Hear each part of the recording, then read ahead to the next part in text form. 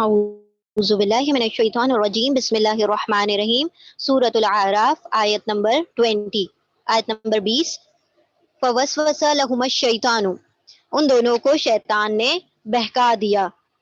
تمہارے رب نے تمہیں جو اللہ سبحانہ و تعالیٰ نے کہا اس درخت کے قریب بھی نہ جانا ورنہ تم گمراہ ہو جاؤ گے، ظالموں میں سے ہو جاؤ گے، تو شیطان نے ان کو یہ کہہ کر بہکا دیا کہ آدم اور اما حوا کو یہ کہہ کر بہکا دیا کہ اگر آپ دونوں اس کا پھل کھا لیں گے تو یہ کیا ہو جائے گا کہ یا تو آپ فرشتے بن جائیں گے یا آپ کو ہمیشہ ہمیشہ کی زندگی عطا ہو جائے گی۔ اللہ سبحانہ و تعالیٰ نے آپ کو اس لیے اس سے روک دیا ہے۔ اور اس نے قسم کھا کھا کر ان سے کہا کہ میں تمہارا سچا خیر خواہ ہوں، میں تمہارا ویل وشر ہوں۔ اور یہ جو چیز تھی یہ ایک دم سے نہیں ہوئی، پہلے اس نے بڑی دوستیاں لگائیں ان دونوں سے اور پھر جا کے کہیں حکم دیا۔ فوراً سے آ کے شیطان حملہ نہیں کرتا، پہلے سب کی نبض دیکھ لیتا ہے کہ کون کس جگہ پر پھسلے گا۔ ہر انسان کو ہر ایک کا مطلب اس کو بہکانے کا طریقہ ڈفرینٹ ہے۔ وہ ہر کسی کو یہ نہیں بولتا کہ جاؤ جا کے نماز مت پڑھو، اس کو پتا ہے کہ کس کو کس طریقے سے بہکانا ہے۔ تو کوئی اگر عبادت گزار ہے کسی سے کیسا شرک کروا لیتا ہے، کبھی کسی کو نمازوں سے روک دیتا ہے، کبھی کسی کو کسی گناہ میں مبتلا کرتا ہے، کسی کو کسی طریقے سے بہکاتا ہے، ہر کسی کے لیے اس کے پاس الگ ہتھیار ہے۔ وہ ایک لاٹھی سے سب کو نہیں ہانکتا، کیونکہ شیطان بھی بہت بڑا عالم تھا، بہت علم رکھنے والا تھا، لیکن اللہ سبحانہ تعالیٰ کی نافرمانی کر گیا وہ عالم، اللہ سبحانہ تعالیٰ سے مایوس ہو گیا تو اللہ سبحانہ تعالیٰ نے اس کو جہنمی کر دیا، ورنہ اس کے پاس ہر چیز کا علم ہے کہ وہ کس طریقے سے کس کو بہکائے۔ تو اس نے کیا کیا، بہت قسمیں کھا کر ان دونوں کو وہ پھل کھلوا دیا اور کہا کہ میں تمہارا کیا ہوں، خیر خواہ ہوں۔ اس طرح دھوکہ دیکھ کر وہ ان دونوں کو رفتہ رفتہ اپنے ڈھب پر لے آیا، یعنی کہ ایک دم فوراً آل آف سڈن نہیں ہوا ہے، یہ کرنے میں بھی اس نے کئی وقت لگایا، کافی عرصے تک دوستیاں بنائی اور پھر اس کے بعد جا کر باتوں میں لے کر پھر اس درخت کے پاس لے گیا اور پھر پھسلا کر ان دونوں کو اس درخت کا پھل کھلا دیا۔ آخرکار جب انہوں نے اس درخت کا مزہ چکھا، ان کے سطر ایک دوسرے کے سامنے کھل گئے اور وہ اپنے جسموں کو جنت کے پتوں سے ڈھانکنے لگے۔ تب ان کے رب نے انہیں پکارا، کیا میں نے تمہیں اس درخت سے نہ روکا تھا اور نہ کہا تھا کہ شیطان تمہارا کھلا دشمن ہے؟ دونوں بول اٹھے، اے ہمارے رب، ہم نے اپنے اوپر ستم کیا، اب اگر تو نے ہم سے درگزر نہ فرمایا اور رحم نہ کیا تو یقیناً ہم تباہ و برباد ہو جائیں گے۔ یہ یہاں پر دعا ہے جو کہ ہم نے سورۃ البقرہ میں پڑھا تھا کہ آدم نے کچھ چند کلمات سیکھ لیے، پھر اللہ سبحانہ و تعالیٰ نے ان کی توبہ قبول کر لی، تو وہ جو چند کلمات تھے وہ سورۃ الاعراف میں آیت نمبر 23 میں آ رہے ہیں، ربنا ظلمنا انفسنا وَإِن لَّمْ تَغْفِرْ لَنَا وَتَرْحَمْنَا لَنَكُونَنَّ مِنَ الْخَاسِرِينَ۔ اگر ہمارا رب ہم پر رحم نہ کرے گا تو یقیناً ہم کیا ہو جائیں گے، خسارہ اٹھانے والوں میں سے ہو جائیں گے۔ فرمایا اتر جاؤ، تم ایک دوسرے کے دشمن ہو، یعنی کہ جن تمہارے دشمن ہے، شیطان تمہارے دشمن ہے، تم ان کے دشمن ہو، تم آپس میں ایک دوسرے کے دشمن ہو، اور تمہارے لیے ایک خاص مدت تک زمین ہی میں جائے قرار اور سامان زیست پیدا کر دیا گیا، یعنی کہ تم اپنی موت تک اس زمین پر رہو گے، پھر ہماری طرف لوٹائے جاؤ گے۔ اور فرمایا وہی تم کو جینا ہے، وہی تم کو مرنا ہے، اور اسی میں سے تم کو آخرکار نکالا جائے گا، مطلب اسی مٹی میں رہو، اسی مٹی میں کھاؤ پیو، اسی مٹی سے مر کر تم ہمارے پاس آؤ گے۔ اب دیکھیں دو رویے بتائے گئے، ایک تھا شیطان، اس کی ہٹ دھرمی کا اتنا اللہ سبحانہ تعالیٰ نے یہاں پر بتایا، وہ جو ایک جملہ اس نے کہا، نعوذ باللہ، کیا کہا کہ اللہ تو نے مجھے بہکا دیا اس لیے میں بہک گیا، اب مجھے موقع دے دے، ایک مہلت دے دے۔ یعنی کہ ایک تو اس نے گناہ کیا، پھر اس کا الزام بھی اللہ سبحانہ و تعالیٰ کے اوپر ڈال رہا ہے۔ یہ تھی اس کی مطلب ایک تو سینہ چوری، اوپر سے سینہ زوری، یعنی کہ گناہ کرنا پھر اس پر ڈٹ جانا، اس پر اصرار کرنا، اس کو کہا جاتا ہے۔ اور جو ایسا کرتا ہے گناہ کرنے کے بعد اس پر جمتا ہے اور پھر اس پر دوسروں کو الزامات لگاتا ہے تو وہ شیطان کی راہ پر ہے۔ یہاں پر دوسرا رویہ دکھایا گیا کہ جب آدم علیہ السلام سے غلطی سرزد ہو گئی، خطا ہو گئی، بھول چوک ہو گئی، تو اللہ سبحانہ و تعالیٰ کے سامنے وہ گڑ گڑاتے رہے۔ جب اللہ نے ان کو جنت سے دنیا میں اتار دیا تو کئی سالوں تک وہ روتے رہے، بہت روئے. اللہ سبحانہ و تعالیٰ نے ایک مطلب جب ان کا رونا اللہ سبحانہ و تعالیٰ نے پسند فرما لیا تو ایک مرتبہ ان دونوں کو یہ کلمات سکھا دیے. پھر ان کلمات کے ذریعے سے اللہ سبحانہ و تعالیٰ نے ان کی بخشش فرمائی اور فرمایا کہ اس دنیا میں ہی رہو اور اب دنیا کی جو زندگی ہے ان کو جیو اور اللہ کی فرما برداری کرتے رہو. پھر آخرکار تمہیں ہمارے پاس لوٹ کر آنا ہے. جس جنت میں سے تم نکل گئے تھے اپنی غلطی کی وجہ سے اب تم کو اسے کمانا پڑے گا اپنے اعمال کے ذریعے سے. تو جیسے اعمال کرو گے وہ چیز تم کما لو گے. اگر تم بد اعمال کرتے ہو تو جہنم کما لو گے, نیک اعمال کرتے ہو تو جنت کما لو گے. اب تمہیں ڈائریکٹ جنت نہیں دی جائے گی بلکہ اب تم کو اس کے لیے محنتیں کرنی پڑیں گی. پہلے تو تم ڈائریکٹ تھے جنت میں, اب تم محنت کر کے اس جنت میں داخل ہوگے. اے اولاد آدم, آیت نمبر 25. اے اولاد آدم, ہم نے تم پر لباس نازل کیا ہے کہ تمہارے جسم کے قابل شرم حصوں کو ڈھانکے اور تمہارے لیے جسم کی حفاظت اور زینت کا ذریعہ بھی ہو, اور بہترین لباس تو تقوی کا لباس ہے. اب دیکھیں اللہ سبحانہ تعالیٰ نے زینت کس چیز کو کہا؟ زینت اورا کے دکھانے کو نہیں کہا بلکہ جسموں کے چھپانے کو اللہ سبحانہ تعالیٰ نے زینت فرمایا ہے. عورتوں کی جو زینت ہے اس کے اندر جو اورا ہے اس کے اندر ان کے بال بھی شامل ہے, ان کے پورے یہاں تک کے ہاتھ جو ہماری کونیوں تک کے یہ جو رسٹ ہے وہاں تک, اور اس کے گٹے جو ہوتے ہیں وہ چھپے ہوئے ہونا چاہیے. کیونکہ آج کل جو فیشن نکلا ہوا ہے, جو پینٹ وغیرہ جو چل رہی ہے اس کے اندر پورا اتنا مطلب مرد وہ پہن رہے ہیں جو عورتوں نے پہنا تھا, جو عورتیں ہیں وہ پہن رہی ہے جو مردوں نے پہننا تھا. تو یہاں پر اللہ سبحانہ تعالیٰ نے فرمایا کہ تمہاری زینتیں ہم نے کپڑوں میں ڈھانپنے میں رکھی ہے, نہ کہ تمہارے بدنوں کے تمہارے ستروں کے کھل جانے میں.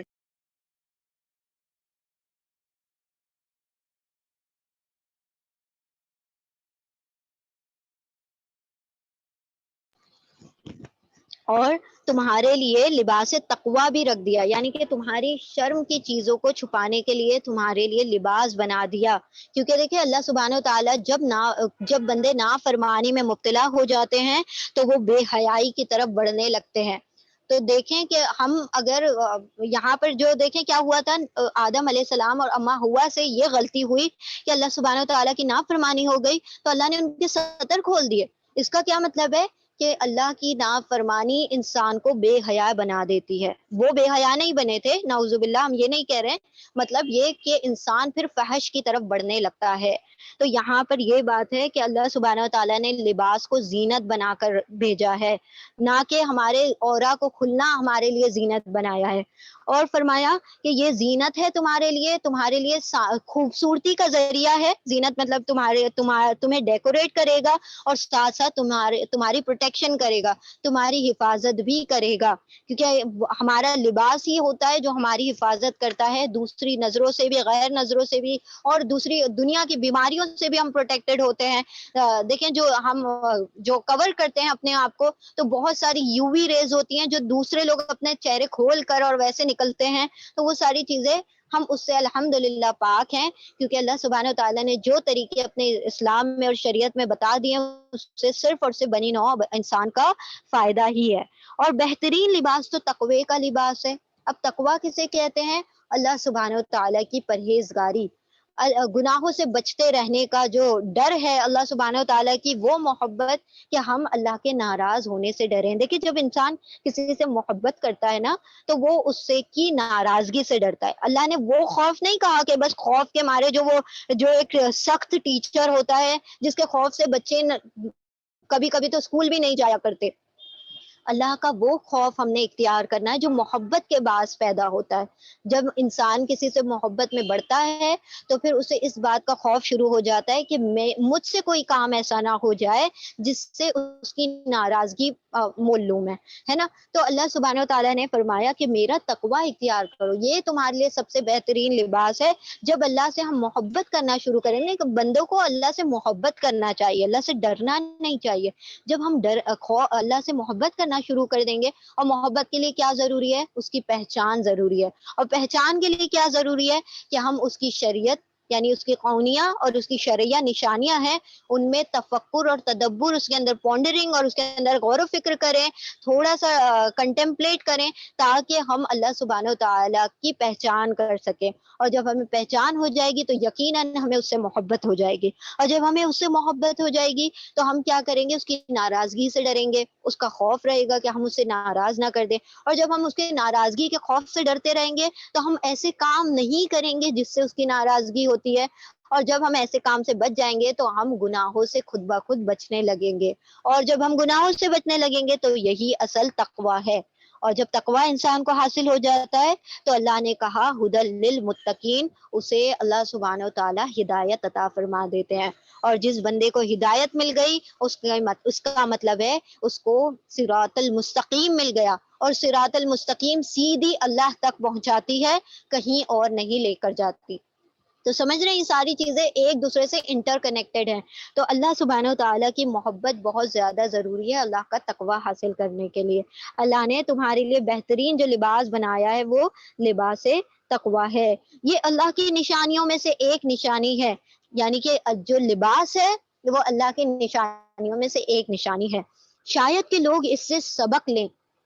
اے بنی آدم، ایسا نہ ہو کہ شیطان تمہیں پھر اسی طرح فتنے میں مبتلا کر دے جس طرح اس نے تمہارے والدین یعنی آدم اور حوا کو جنت سے نکلوایا تھا اور ان کے لباس ان پر سے اتروا دیے تھے تاکہ ان کی شرمگاہیں ایک دوسرے کے سامنے کھول دے وہ، اور اس کے ساتھی تمہیں ایسی جگہ سے دیکھتے ہیں جہاں سے تم انہیں نہیں دیکھ سکتے. ان شیاطین کو ہم نے ان لوگوں کا سرپرست بنا دیا ہے جو ایمان نہیں لاتے. اب یہاں پر اللہ سبحانہ تعالیٰ نے یہ بھی بیان کر دیا کہ شیاطین جو ہے غیب میں چھپے ہوئے ہیں، وہ ہمیں دیکھ سکتے ہیں لیکن ہم انہیں نہیں دیکھ سکتے.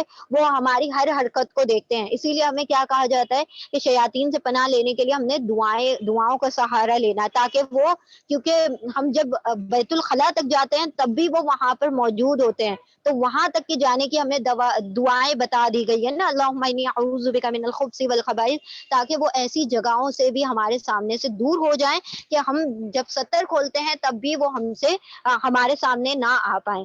تو اللہ سبحانہ تعالیٰ نے فرما دیا کہ وہ تو تمہیں دیکھ رہے ہیں، تم انہیں نہیں دیکھ سکتے، وہ تمہارے چاروں طرف پھرتے رہتے ہیں.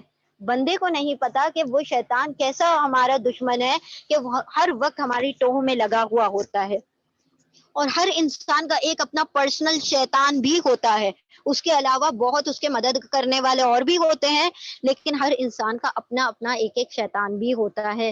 تو اللہ سبحانہ تعالیٰ نے فرما دیا کہ وہ لوگ تمہیں دیکھ رہے ہیں، تم انہیں نہیں دیکھ رہے، اسی لیے اللہ کی پناہ میں رہا کرو. اور یہ پناہ کیسے لی جا سکتی ہے؟ اذکار کے ذریعے سے، صبح شام کے اذکار کے ذریعے سے، اور اللہ سبحانہ تعالیٰ کی فرما برداری کے ذریعے سے.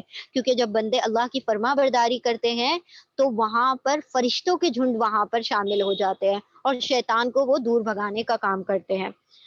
یہ لوگ جب کوئی شرمناک کام کرتے ہیں تو کہتے ہیں کہ ہم نے اپنے باپ دادا کو اسی طریقے پر پایا ہے اور اللہ ہی نے ہمیں ایسا کرنے کا حکم دیا ہے. ان سے کہو اللہ بے حیائی کا حکم کبھی بھی نہیں دیتا. کیا تم اللہ کا نام لے لے کر وہ باتیں کہتے ہو جن کے متعلق تمہیں علم نہیں ہے کہ وہ اللہ کی طرف سے ہیں؟ اے نبی صلی اللہ علیہ وسلم، ان سے کہو میرے رب نے تو راستی اور انصاف کا حکم دیا ہے، اور اس کا حکم دیا ہے، حکم تو یہ ہے کہ ہر عبادت میں اپنا رخ ٹھیک رکھو اور اسی کو پکارو، اپنے دین کو اس کے لیے خالص کر لو. جس طرح اس نے تمہیں اب پیدا کیا ہے اسی طرح تم کو دوبارہ پیدا کرے گا. اگر ایک گروہ کو تو اس نے سیدھا راستہ دکھا دیا ہے مگر دوسرے گروہ پر گمراہی چسپاں کر دی ہے، کیونکہ انہوں نے خدا کی بجائے شیاطین کو اپنا سرپرست بنا لیا تھا اور وہ سمجھ رہے ہیں کہ ہم سیدھی راہ پر ہیں. یعنی ان کی راہیں ان کے لیے اتنی مزین ہو گئی ہیں کہ وہ سمجھتے ہیں کہ ہم سیدھی راہ پر ہیں. اب بے حیائی کے کام میں شرک بھی شامل ہے اللہ سبحانہ و تعالیٰ کی ذات کے ساتھ، اور انہوں نے یہ تک کر دیا تھا کہ نعوذ باللہ جب وہ کرتے تھے کعبے کا طواف کرتے تھے تو مادر ذات برہنہ ہو کر پورے کے پورے نیکڈ یہ لوگ کیا کرتے تھے، کعبے کا طواف کرتے تھے اور کہتے تھے کہ یہ بڑی نیکی کا کام ہے. اور ایسے ہی بہت ساری جو ان کی رسومات تھی، اگر آپ سیرت میں پچھلی زندگی پڑھ لیں گے کہ ہمارے کان اور ہماری آنکھیں دنگ رہ جائیں گی یہ سارا کچھ پڑھ پڑھ کے کہ اللہ سبحانہ تعالیٰ نے ان کو کیسی خرافات سے باہر نکالا ہے.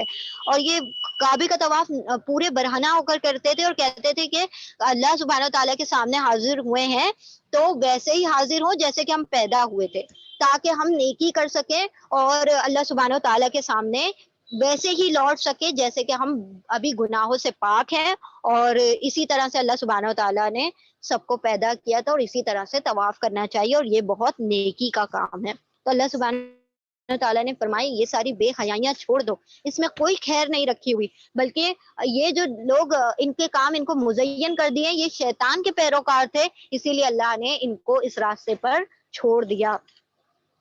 اے بنی آدم، آیت نمبر 31، سورۃ الاعراف آیت نمبر 31. اے بنی آدم یعنی اے ابن آدم، ہر عبادت کے موقع پر اپنی زینت سے آراستہ رہو اور کھاؤ اور پیو اور حد سے تجاوز نہ کرو، اللہ حد سے بڑھنے والوں کو پسند نہیں کرتا.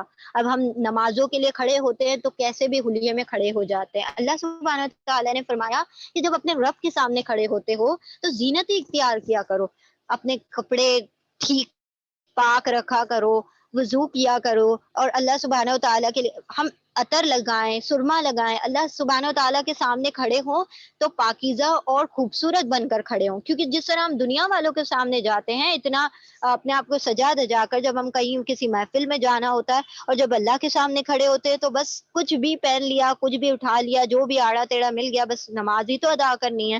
تو ہم کیا کرتے ہیں، اس کا حق نہیں ادا کر رہے ہوتے ہیں. ہم بادشاہوں کے بادشاہ کے سامنے کھڑے ہوتے ہیں، احکم الحاکمین کے سامنے کھڑے ہوتے ہیں، اور کیسے بھی کھڑے ہو جاتے ہیں. اللہ فرماتا ہے کہ تم اپنی زینت اختیار کیا کرو، جب اب عبادت کے لیے کھڑا ہوا کرو تو آراستہ کر لیا کرو، اپنے آپ کو سجا دھجا لیا کرو. ویسے سجنے دجنے کی بات نہیں ہو رہی ہے کیونکہ ہم عورتیں ہیں تو میک اپ کی بات نہیں ہو رہی ہے، بیسکلی یہاں پر بات ہو رہی ہے اپنی پاکیاں اختیار کیا کرو اور اچھے کپڑے پہن کر پاکیزہ طور پر اللہ کے سامنے کھڑے ہوا کرو. اور کھاؤ اور پیو اور حد سے تجاوز نہ کرو، یعنی کھانے پینے میں بھی اور زینتوں کے اختیار کرنے میں بھی اور ہر چیز میں اللہ سبحانہ تعالیٰ نے بیلنس رکھ دیا ہے. کیا رکھ دیا ہے؟ اعتدال رکھ دیا ہے، کیونکہ یہ امت کیا ہے؟ امت وسط ہے. ہر چیز میں اللہ کو اس میں اعتدال پسند ہے.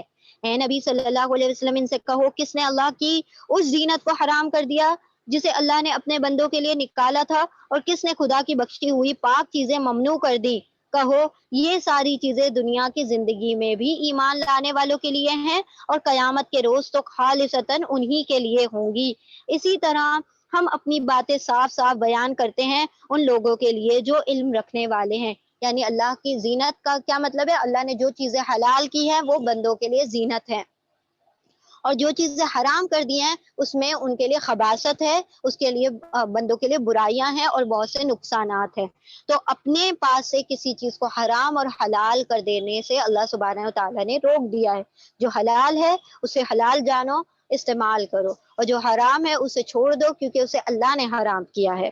اے نبی صلی اللہ علیہ وسلم ان سے کہو کہ میرے رب نے جو چیزیں حرام کی ہیں وہ تو یہ ہیں کہ بے شرمی کے کام، خواہ کھلے ہو یا چھپے، اور گناہ اور حق کے خلاف زیادتی، اور یہ کہ اللہ کے ساتھ تم کسی ایسے کو شریک کرو جس کے لیے اس نے کوئی سند اور کوئی گواہی نازل نہیں کی، اور یہ کہ اللہ کے نام پر کوئی ایسی باتیں کہو کہ جس کے متعلق تمہیں علم ہی نہ ہو کہ وہ حقیقت میں اسی نے فرمائی ہیں. لوگ کہتے ہیں نا یہ اللہ نے کہا ہے، یہ قرآن میں لکھا ہے، لوگوں کو نہیں پتا ہوتا پھر بھی کہہ رہے ہوتے ہیں یہ آپ صلی اللہ علیہ وسلم کی حدیث ہے، یہ قرآن میں لکھا ہوا ہے، یہ اللہ نے فرمایا. نہیں پتا ہوتے ہوئے بھی یہ ساری باتیں کہنا اللہ پر جھوٹ گڑنا ہے، اور اللہ نے فرمایا یہ سب کام کیا ہے؟ تم پر حرام ہے.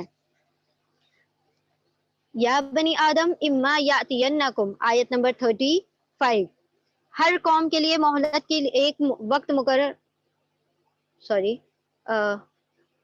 یہاں پر آیت نمبر 35 ہے، 35 36 ہوگا. ہر قوم کے لیے مہلت کی ایک مدت مقرر ہے. اب مہلت مقرر ہے یعنی کہ ہر قوم کو اللہ سبحانہ تعالیٰ نے دنیا میں ایک وقت تک رہنے دیا ہے. ہر قوم کے جو عروج ہوتا ہے پھر اس کے بعد اس کا زوال ہونا شروع ہو جاتا ہے. ہر قوم کا ایک مقررہ وقت اللہ سبحانہ تعالیٰ نے فکس کر رکھا ہے. پھر جب کسی قوم کی مدت آن پوری ہوتی ہے تو ایک گھڑی بھر کی تاخیر و تقدیم بھی نہیں ہوتی. نہ ڈیلے ہوتا ہے، نہ کوئی مطلب اس سے وقت سے پہلے نہ وقت کے بعد اللہ سبحانہ و تعالیٰ کیا کرتے ہیں. اور یہ بات اللہ نے آغاز تخلیق ہی میں صاف فرما دی تھی. اے بنی آدم یاد رکھو، اگر تمہارے پاس خود تم ہی میں سے ایسے رسول آئیں جو تمہیں میری آیات سنا رہے ہیں، تو جو کوئی نافرمانی سے بچے گا اور اپنے رویے کی اصلاح کرے گا، اس کے لیے کسی خوف اور رنج کا موقع نہیں ہوگا. اور جو لوگ ہماری آیات کو جھٹلا دیں گے اور ان کے مقابلے میں سرکشی برتتے رہیں گے، وہی اہل دوزخ ہوں گے جہاں وہ ہمیشہ رہیں گے. آخر اس سے بڑا ظالم اور کون ہوگا جو بالکل جھوٹی باتیں گڑھ کر اللہ کی طرف منسوب کرے یا اللہ کی سچی آیات کو جھٹلائے. ایسے لوگ اپنے نوشتہ تقدیر کے مطابق اپنا حصہ پا کر رہیں گے. یعنی کہ جو ان کی تقدیر میں ان کا حصہ لکھ دیا گیا ہے جہنم کا، جو اللہ کے متعلق اور اللہ کے رسول کے متعلق یہ جھوٹ کرتے ہیں، وہ اپنی سزا قیامت کے دن پا کر رہیں گے. ہر انسان کی قیامت اس کی موت سے شروع ہو جاتی ہے، کیونکہ قبر میں بھی اس چیز کے بارے میں بتا دیا جاتا ہے. قبر میں دن اور رات، صبح و شام انسان کو اس کی جگہ دکھائی جاتی ہے، جو اس کی یا جنت میں ہوگی یا جہنم میں. اس کو صبح شام اس کا منظر دکھایا جاتا ہے. اگر وہ جنتی ہے تو 2 مرتبہ اس کو جنت دکھائی جاتی ہے، اگر وہ جہنمی ہے تو اس کو 2 مرتبہ اس کا مقام جہنم کا صبح اور شام دکھایا جاتا ہے. اور قبر کیا ہے؟ یا تو جنت کے باغات میں سے ایک باغ ہے یا جہنم کے گڑھوں میں سے ایک گڑھا ہے. تو انسان کا عذاب تو اس کی موت سے ہی شروع ہو جاتا ہے. وہ جب حساب کتاب ہوگا تب ہوگا، ہزاروں لاکھوں جتنے سال بچے ہیں تب ہونا ہوگا.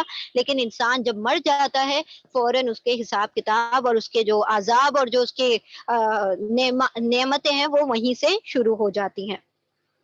اور جو لوگ ہماری آیت ایسے لوگ اپنے نوشتہ تقدیر کے مطابق اپنا حصہ پا لیں گے، یہاں تک کہ وہ گھڑی آ جائے گی جب ہمارے بھیجے ہوئے فرشتے ان کی روحیں قبض کرنے کے لیے پہنچ جائیں گے. اس وقت وہ ان سے پوچھیں گے کہ بتاؤ اب کہاں ہیں تمہارے معبود جن کو تم خدا کے بجائے پکارتے تھے؟ وہ کہیں گے سب ہم سے گم ہو گئے، اور وہ خود اپنے خلاف گواہی دے رہے ہوں گے کہ ہم واقعی منکرین حق تھے. اللہ فرمائے گا جاؤ تم بھی اسی جہنم میں چلے جاؤ جس میں تم سے پہلے گزرے ہوئے گروہ جن اور انسان جا چکے ہیں. ہرگز وہ جب جہنم میں داخل ہوگا تو اپنے پیش رو گروہ پر لعنت کرتا ہوا داخل ہوگا. ہر گروہ، جب بھی ہر انسان جو بھی داخل ہو رہا ہوگا جہنم میں، وہ ملامت کرے گا کہ میں نے فلاں کو کیوں پوج لیا، میں نے فلاں کو کیوں دوست بنا لیا. بہت ساری حسرتیں قرآن میں بیان کی گئی ہیں کہ میں نے یہ اطاعت نہ کی ہوتی، میں نے اللہ کو مانا ہوتا، میں نے اس کو دوست نہ بنایا ہوتا. یہ ساری حسرتیں وہ کر رہا ہوگا جب وہ جہنم میں جھونکا جائے گا اور دوسروں کو ملامتیں کر رہا ہوگا. اور ہر گروہ جب جہنم میں داخل ہوگا تو اپنے پیش رو گروہ کو، جس کی وہ قیادت کرتا تھا، جس کی پیروی کرتا تھا، جس کی صحبت لیتا تھا، اس کو لعنت کرتے ہوئے جہنم میں داخل ہوگا. حتیٰ کہ جب سب وہاں جمع ہو جائیں گے تو ہر بعد والا گروہ پہلے گروہ کے حق میں کہے گا اے رب یہ لوگ تھے جنہوں نے ہم کو گمراہ کیا تھا، لہٰذا ان کو آگ کا دوہرا عذاب چکھایا جائے کیونکہ ہم ان کی وجہ سے گمراہ ہوئے تھے. جواب میں ارشاد ہوگا ہر ایک کے لیے دوہرا ہی عذاب ہے مگر تم نہیں جانتے. اور پہلا گروہ دوسرے گروہ سے کہے گا کہ اگر ہم قابل الزام تھے تو تمہیں کو ہم پر کون سی فضیلت حاصل تھی، اب اپنی کمائی کے نتیجے میں عذاب چکھو. یعنی ہر کوئی ایک دوسرے کو ملامت کر رہا ہوگا. کیوں دوہرا عذاب ہے؟ کیونکہ وہ جو تھے وہ پچھلوں کی پیروی کر رہے تھے، یہ جو تھے آگے آنے والوں کے لیے ایک ایگزامپل سیٹ کر رہے تھے. یعنی کہ ہر شخص جو تھا دو جگہ پر 2 رول ادا کر رہا تھا.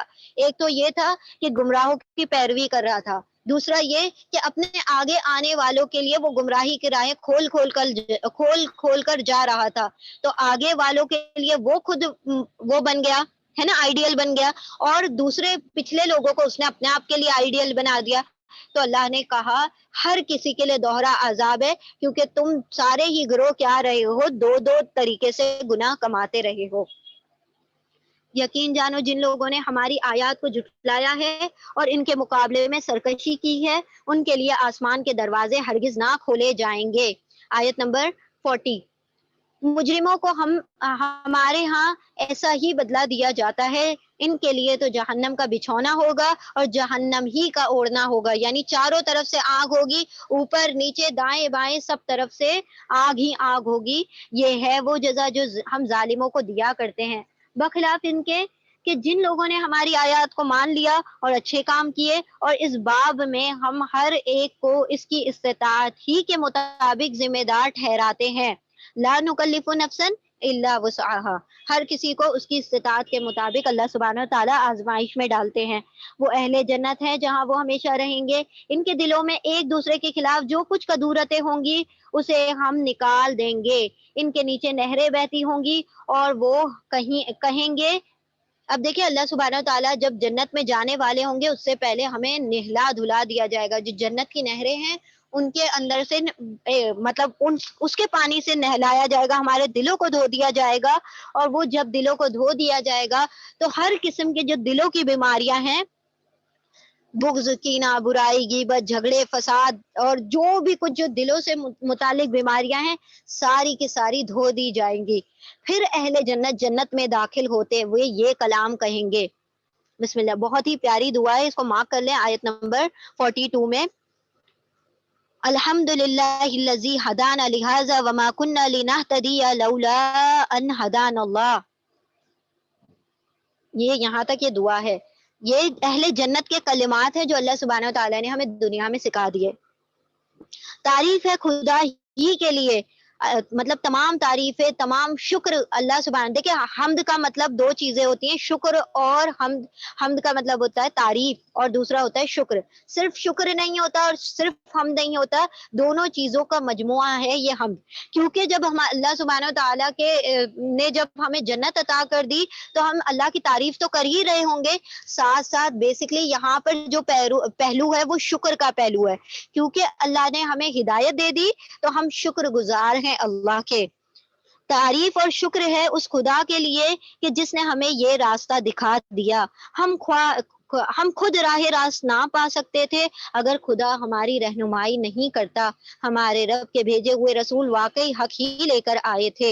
یہ یہاں تک جو دعا ہے، ہم یعنی ہم جب اہل جنت جو ہوں گے، ہم جب جنت میں داخل ہو جائیں گے تو اللہ سبحانہ تعالیٰ کا شکر کرتے ہوئے داخل ہوں گے کہ اللہ سبحانہ تعالیٰ سے ہم کہیں گے، یہ عاجزی کا پہلو اس میں بیان کیا گیا ہے، ہم یہ نہیں کہیں گے کہ اللہ ہم نے اتنے اعمال کیے تھے، ہم نے اتنے نیک نیک اعمال کیے تھے اس کی وجہ سے ہم جنت میں داخل ہو گئے، بلکہ ہم کہیں گے کہ اللہ سبحانہ تعالیٰ تیرا احسان ہے، تیری رحمت ہے کہ ہم اس ہدایت والے راستے پر چل کر جنت تک پہنچ گئے، اگر تو ہمیں یہاں تک نہ پہنچاتا تو ہرگز ہم یہاں تک نہ پہنچ سکتے تھے۔ اور تیرا اس بات پر بھی شکر ہے کہ تو نے ہمارے پاس وہ رسول بھیجے جو ہمارے پاس تیری اصل ہدایت لے کر آئے اور ہم آج اہل جنتوں میں سے شامل ہو گئے۔ تو اس دعا کو لرن کر لیں انشاءاللہ اور اسے اپنی دعاؤں میں شامل کر لیں۔ لے کر آئے تھے، یہاں تک کی یہ دعا ہے، ہدان وما کننا لنہتدی لولا ان ہدان اللہ لقد جاءت رسول ربنا بالحق۔ اس وقت ندا آئے گی، یہ جنت جس کے تم وارث بنائے گئے تھے تمہیں ان اعمال کے بدلے میں ملی ہے جو تم نے کیے تھے۔ سبحان اللہ، دیکھیں اللہ سبحانہ تعالیٰ کتنے کتنے کتنے رحیم ہے، حالانکہ بندہ جنت میں اللہ کے رحم سے داخل ہوا ہے، جب بندہ اللہ کی شکر گزاری کر رہا ہے کہ اللہ ہمارا کوئی کمال اس میں نہیں کہ ہم جنت میں داخل ہو سکتے، بلکہ یہ تیرا احسان ہے، تیری ہدایت ہے، تیرے بتائے ہوئے راستے سے ہم جنت میں داخل ہوئے ہیں، تو اللہ سبحانہ تعالیٰ کی قدر دانی دیکھے، اللہ سبحانہ تعالیٰ دیکھیں کتنے شاکر ہیں، وہ کیا کہتے ہیں، بلکہ تم اس جنت میں اپنے عمل کی بنا پر داخل ہوئے ہو۔ اللہ سبحانہ تعالیٰ کسی بندے کے جو اعمال ہے اس کی ناقدری نہیں کرتے، حالانکہ بندہ جنت میں رحم ہی سے داخل ہوا ہے، وہ جنت ہم پا ہی نہیں سکتے اپنے اعمال کی بنا پر، وہ جنت اتنی وسیع، اتنی عریض اور اتنی نعمتوں والی ہے کہ بندہ خود اگر اپنے اعمالوں کا جائزہ لے تو اسے پتا چلے کہ اعمال تو کچھ بھی نہیں ہے اگر ہم دیکھیں اس جنت کی نعمتوں کو۔ لیکن اللہ سبحانہ تعالیٰ کی قدر دانی پر اللہ نے یہ کہا کہ بلکہ تم اپنے اعمال کی بنا پر جنت میں داخل ہوئے۔ جب بندے اللہ کا شکر ادا کرتے ہیں تو اللہ سبحانہ تعالیٰ بھی بندوں کے اعمال کی اور اس کے جو عمل ہیں ان کی قدردانی کرتے ہیں۔ پھر یہ جنت کے لوگ دوزخ والوں سے پکار کر کہیں گے، اب دیکھیں اہل جنت اور اہل جہنم میں جو کنورزیشن ہو رہی ہے اس کے بارے میں بتایا گیا، ہم نے ان سارے وعدوں کو ٹھیک پایا جو ہمارے رب نے ہم سے کیے تھے، یعنی جنتیوں نے کہا کیا تم نے بھی ان وعدوں کو ٹھیک پایا جو تمہارے رب نے تم سے کیے تھے؟ وہ جواب دیں گے ہاں ہم نے بھی بالکل ٹھیک پایا۔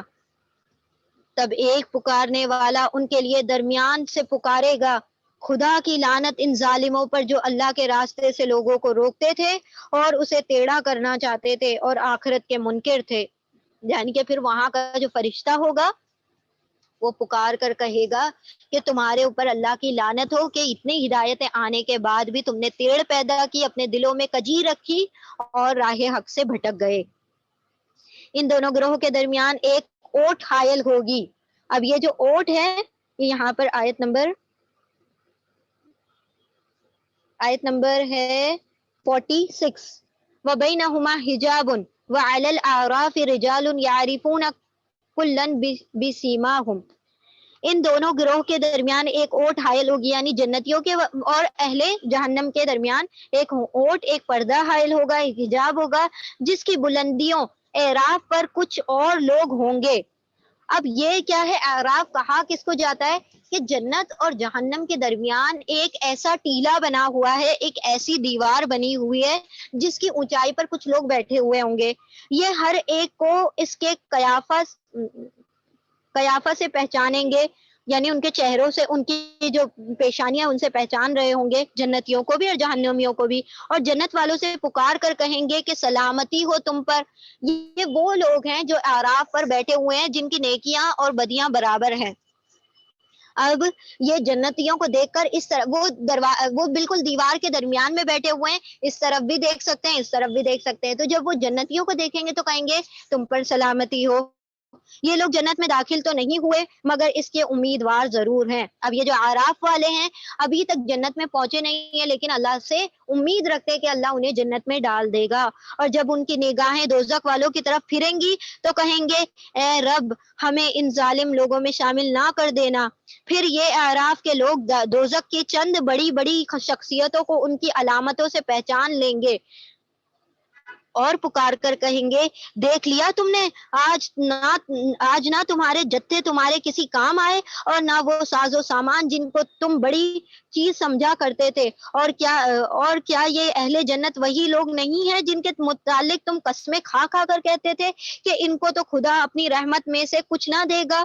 آج انہی سے کہا گیا ہے کہ داخل ہو جاؤ جنت میں، تمہارے لیے نہ خوف ہے نہ رنج۔ یہ یعنی اعراف والے جو درمیان میں بیٹھے ہیں جن کی نیکی اور بدی برابر ہوں گی، وہ جنتیوں اور جہنمیوں کی طرف دیکھ دیکھ کر کیا کر رہے ہیں، کہہ رہے ہیں کہ جنت والوں کو دیکھ کر تمنا کرتے ہیں کہ اللہ ہمیں جنت میں ڈال دے، دوزخیوں کو دیکھتے ہیں اور کہتے ہیں کہ اللہ ان میں سے ہم نے نہ کر دینا، ہمیں کیا کر دینا، جنتیوں میں شامل فرما دینا۔ اور بے شک اللہ سبحانہ و تعالیٰ اپنی رحمت سے ان اعراف والوں کو بھی اپنی رحمت سے جنت میں داخل فرما دیں گے کیونکہ وہ امیدوار ہیں اللہ کی جنت کے۔ اور دوزخ کے لوگ جنت والوں کو پکاریں گے کہ کچھ تھوڑا سا پانی ہم پر ڈال دو، جو رزق اللہ نے تمہیں دیا ہے اس میں سے کچھ تو پھینک دو۔ وہ جواب دیں گے اللہ نے یہ دونوں چیزیں ان منکرین حق پر حرام کر دی ہیں جنہوں نے اپنے دین کو کھیل اور تماشا بنا لیا تھا اور جنہیں دنیا کی زندگی نے فریب میں مبتلا کر رکھا تھا۔ اللہ فرماتا ہے کہ آج ہم بھی انہیں اسی طرح بھلا دیں گے جس طرح وہ اس دن کے ملاقات کو بھولے ہوئے ہیں اور ہماری آیتوں کا انکار کرتے ہیں۔ اب دیکھیں دنیا کو اللہ سبحانہ تعالیٰ نے لہو اور لعب کہا ہے۔ لہو کہا جاتا ہے کھیل کو اور لعب کہا جاتا ہے تماشے کو۔ لہو یعنی کہ وہ کام جس میں انسان خود مبتلا ہوتا ہے۔ دیکھیں کھیل کون کرتا ہے؟ ہم خود کر رہے ہوتے ہیں۔ تماشا وہ ہوتا ہے جو دوسرے کر رہے ہوں اور دوسرے کا ہم منظر وہ کر رہے ہوں، یعنی کہ دوسروں کے کرنے میں ہم بھی شامل ہوں۔ اگر کوئی تماشا دکھا رہا ہے تو ہم مزے سے اس کا تماشا دیکھ رہے ہیں۔ تو اللہ سبحانہ و تعالیٰ نے فرمایا دنیا کی جو زندگی ہے یہ کھیل اور تماشا ہے۔ ایک تو تم خود کھیل رہے ہو، دوسرا اگر دوسرا کھیل رہا ہے تو تم اس کے مزے اور چسکے لے رہے ہو۔ تو یہ لہو اور لعب یا تو تم خود کر رہے ہو یا دوسروں کو دیکھ رہے ہو اور اس میں مزے لے رہے ہو، تو دونوں ہی کیا ہیں، تمہارے لیے نقصان پہنچانے والے ہیں۔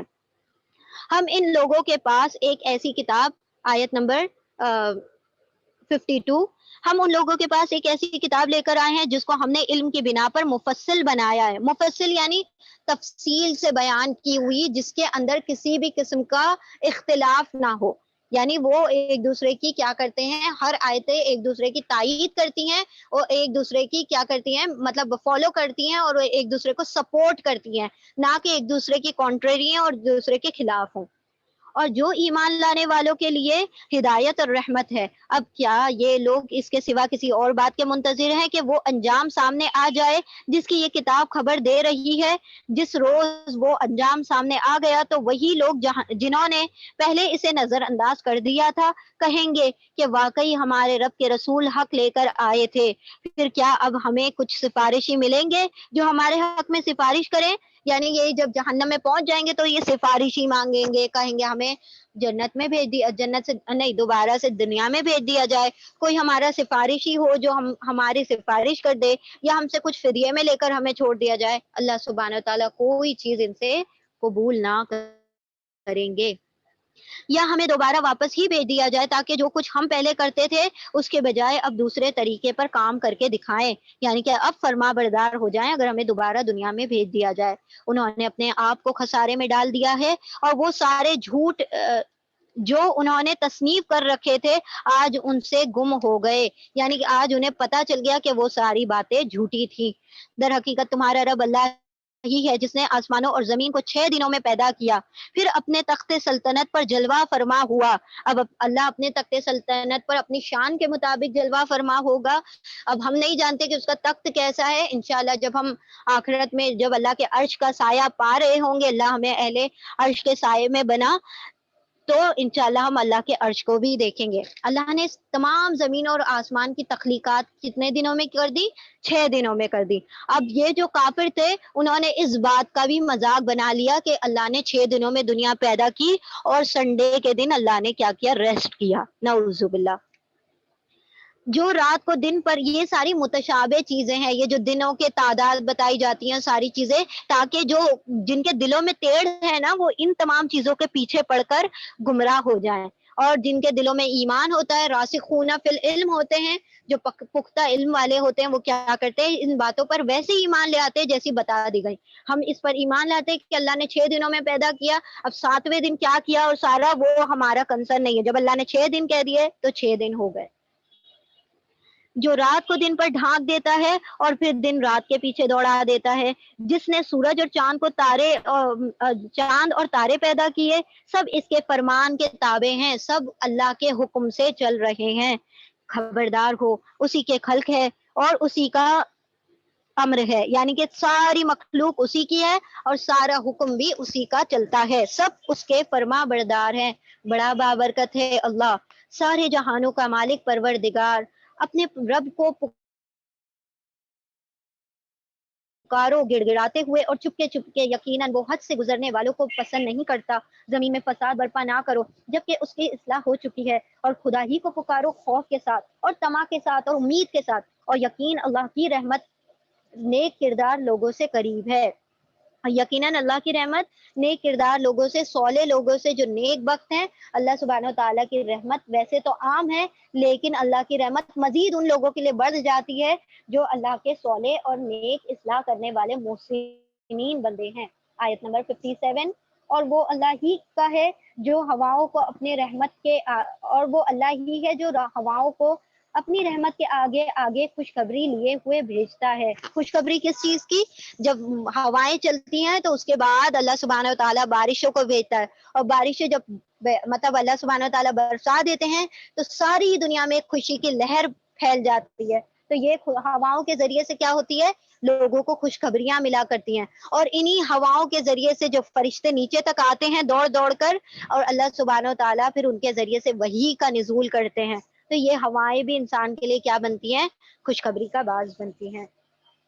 پھر جب وہ پانی سے لدے ہوئے بادل اٹھاتی ہیں، یہ ہوائیں کیا کرتی ہیں؟ اب یہ یہاں پر واٹر سائیکل بیان کی جا رہی ہے، جو کہ ہم اسکول میں پڑھا کرتے تھے نا، 5th اور 6th میں، 3rd اسٹینڈرڈ میں آئی تھنک پڑھتے تھے، کہ یہ جو پانی ہے ہواؤں کے ذریعے سے اوپر کو اٹھتا ہے اور وہ بادل اٹھا لیتی ہے، یہ ہوائیں بادل اٹھا لیتی ہے، تو انہیں کسی مردہ سرزمین کی طرف حرکت دیتا ہے اور وہاں مہ برسا کر اسی مری ہوئی زمین سے طرح طرح کے پھل نکال لاتا ہے۔ دیکھو اس طرح ہم مردوں کو حالت موت سے نکالتے ہیں، شاید کہ تم اس مشاہدے سے سبق لو، جو زمین اچھی